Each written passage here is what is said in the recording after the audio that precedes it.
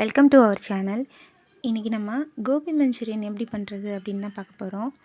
இப்போ நான் கோபி மஞ்சூரியன் பண்ணுறதுக்கு ஒரு காலிஃப்ளவர் எடுத்துக்கிட்டேன். இப்போ பாருங்கள், இந்த காலிஃப்ளவரை இந்த மாதிரி சைஸஸில் நான் கட் பண்ணி எடுத்திருக்கேன். இதை விட ரொம்ப குட்டியாகவும் இல்லாமல் இதை விட ரொம்ப பிக் சைஸாகவும் இல்லாமல் இந்த மாதிரி மீடியம் சைஸில் கட் பண்ணி எடுத்துக்கணும். இதை நான் ஒரு பாத்திரத்தில் வாட்டர் ஆட் பண்ணி அதை நல்லா கொதி வந்ததும் அதில் உப்பு மஞ்சத்தூள் போட்டு காலிஃப்ளவர் போட்டு ஒரு 2 மினிட்ஸ் குக் பண்ணிவிட்டு இந்த மாதிரி எடுத்து வச்சிட்டேன். இதில் நான் 1 ஸ்பூன் பெப்பர் பவுடர் ஆட் பண்ணியிருக்கேன். 5 ஸ்பூன் கார்ன்ஃப்ளவர் பவுடர் ஆட் பண்ணியிருக்கேன்.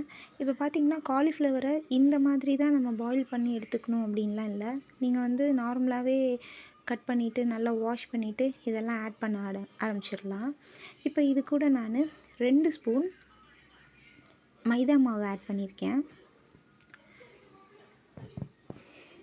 1 ஸ்பூன் சில்லி பவுடர் ஆட் பண்ணியிருக்கேன். சால்ட்டு கொஞ்சமாக ஆட் பண்ணியிருக்கேன். ஏன்னா நான் ஆல்ரெடி தண்ணியில் வேக வைக்கிறப்பவே அதில் சால்ட் ஆட் பண்ணி தான் வேக வச்சுருக்கேன். அதனால் உப்பு பார்த்து போட்டுக்கணும். இப்போ நான் இதை நல்லா இந்த மாதிரி கிளறி விட்டுட்டேன். ஃபஸ்ட்டு இந்த மாதிரி நல்லா மிக்ஸ் பண்ணிக்கணும். அதுக்கப்புறமா நம்ம கொஞ்சம் கொஞ்சமாக வாட்டர் ஆட் பண்ணி இதில் மிக்ஸ் பண்ணி விடணும். இப்போ பார்த்திங்கன்னா இந்த மாதிரி கையில் கொஞ்சமாக வாட்டர் எடுத்துகிட்டு இந்த மாதிரி தெளித்து ஆட் பண்ணிக்கணும். இந்த மாதிரி ஆட் பண்ணோன்னா தான் நமக்கு கரெக்டான ஒரு பதத்துக்கு அது வரும். இல்லைன்னா நமக்கு வாட்டர் அதிகமாகிடும். இப்போ நான் ரெடி பண்ணிட்டேன். ஒரு பாத்திரத்தில் நல்லா ஆயிலை ஹீட் பண்ணிவிட்டு இந்த மாதிரி காலிஃப்ளவர்லாம் எடுத்து அதில் போட்டுட்டு டீப் ஃப்ரை பண்ணிக்கணும். பார்த்திங்கன்னா இது ரொம்ப கிறிஸ்பியாக இருக்க வேண்டாம். ஒரு நார்மலாக அதை குக் பண்ணாலே போதும். ரொம்ப கிறிஸ்பியாக இருந்தால் நல்லா இருக்காது. ஸோ இந்த மாதிரி நான் குக் பண்ணி எடுத்துக்கிட்டேன். இதில் ஃபுட் கலர் வேணாலும் ஆட் பண்ணலாம். பட் அது தேவையில்லை. நம்ம வீட்டில் பண்ணுறப்போ அந்த மாதிரி கலர்ஸ் ஆட் பண்ணணுன்னு அவசியம் இல்லை. ஸோ இப்போ பார்த்திங்க அப்படின்னா ஒரு பாத்திரத்தில் நான் 2 டேபிள் ஸ்பூன் கார்ன்ஃப்ளவர் எடுத்திருக்கேன். கொஞ்சமாக தண்ணி ஆட் பண்ணி அதை இந்த மாதிரி நல்லா கிளறி விட்டுக்கணும். இந்த மாதிரி நல்லா மிக்ஸ் பண்ணி விட்டுருங்க. லம்ஸ் இல்லாமல் அதை நல்லா இந்த மாதிரி மிக்ஸ் பண்ணி எடுத்துக்கணும். இப்போ இதில் நம்ம டார்க் சோயா சாஸ் நான் 2 ஸ்பூன் ஆட் பண்ணியிருக்கேன். இதில் சில்லி சாஸ் நான் ஆட் பண்ணியிருக்கேன். Green colour chilli sauce add பண்ணியிருக்கேன். ரெட் கலர் என்கிட்ட இல்லை, இருந்தால் அதை 2 ஸ்பூன் ஆட் பண்ணிக்கணும். டொமேட்டோ சாஸ் இதில் 2 ஸ்பூன் ஆட் பண்ணியிருக்கேன். இதை நல்லா இந்த மாதிரி கலந்து விட்டுருங்க.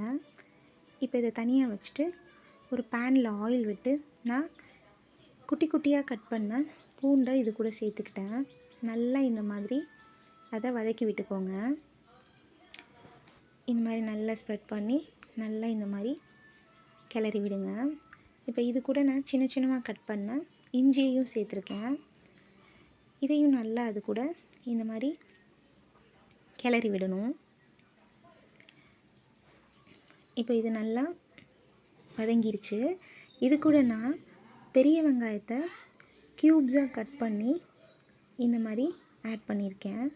இதை இந்த மாதிரி கொஞ்சம் பெருசாக தான் கட் பண்ணணும். இந்த ஷேப்பில் கட் பண்ணிவிட்டு இதை நல்லா இந்த மாதிரி வதக்கி விட்டுக்கோங்க.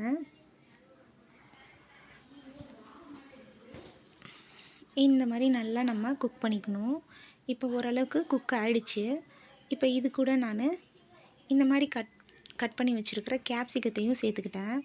இதையும் இந்த மாதிரி க்யூப்ஸாக நல்லா ஒரு ஸ்கொயர் ஷேப்பில் நல்லா இந்த மாதிரி கட் பண்ணிவிட்டு அதில் நம்ம கொஞ்சம் சால்ட் ஆட் பண்ணிக்கலாம். சால்ட் ஆட் பண்ணிவிட்டு இந்த மாதிரி நல்லா கிளறி விடணும். இந்த மாதிரி அதை நல்லா வதக்கி விட்டுட்டே இருக்கணும். இப்போ பார்த்திங்கன்னா இது ஓரளவுக்கு குக் ஆகிடுச்சு. இப்போ நம்ம இது கூட ரெடி பண்ணி வச்சுருக்கிற இந்த சாஸை சேர்த்துக்கலாம். இப்போது நம்ம இதை சேர்த்துட்டு இது கூட 2 டம்ளர் வாட்டரும் ஆட் பண்ணியிருக்கேன்.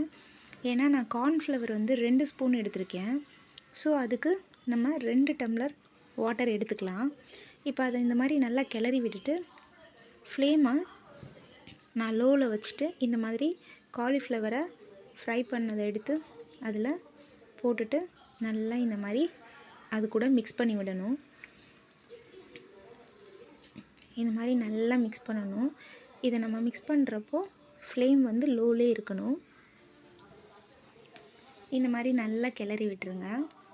இப்போ பார்த்தீங்க அப்படின்னா ஒரு சூப்பரான கோபி மஞ்சூரியன் நமக்கு ரெடி ஆகிடுச்சு. இதை லோ ஃப்ளேமில் வச்சு இந்த மாதிரி கிளறி விட்டுட்டு கார்னிஷிங்க்கு அதில் மல்லித்தழை போட்டாச்சு. ஸ்ப்ரிங் ஆனியன் இருந்தால் அதை ஆட் பண்ணிக்கலாம். தேங்க்யூ ஃபார் வாட்சிங்.